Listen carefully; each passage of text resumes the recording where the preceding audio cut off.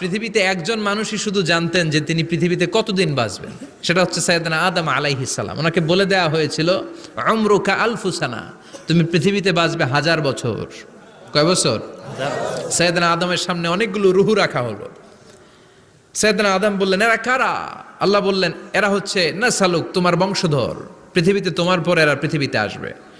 সাইয়েদনা আদম বললেন, আল্লাহ ওই যে একটা রুহু দেখা যায়, এটার নাম কি? আল্লাহ বললেন, হাদা ইবনুকা দাউদ, এটা তোমার ছেলে দাউদ, সে দুনিয়াতে নবী হয়ে আসবে, তার ছেলে সুলাইমানও নবী হয়ে আসবে। সাইয়েদনা আদম বললেন, মাবুদ, আমার ছেলে দাউদের কত বছর হায়াত আপনি দিয়েছেন? আল্লাহ বললেন, 40 সানা, মাত্র 40 বছর, 4 ইয়ার্স, 40 বছর তোমার ছেলেটা বাঁচবে। ও আল্লাহ, আমি বাঁচবো কয় বছর? তুমি বাঁচবা 1000 বছর। সুবহানাল্লাহ। সাইয়েদনা আদম বললেন, মাবুদ, এত ফুটফুটে সুন্দর আমার ছেলে দাউদ মাত্র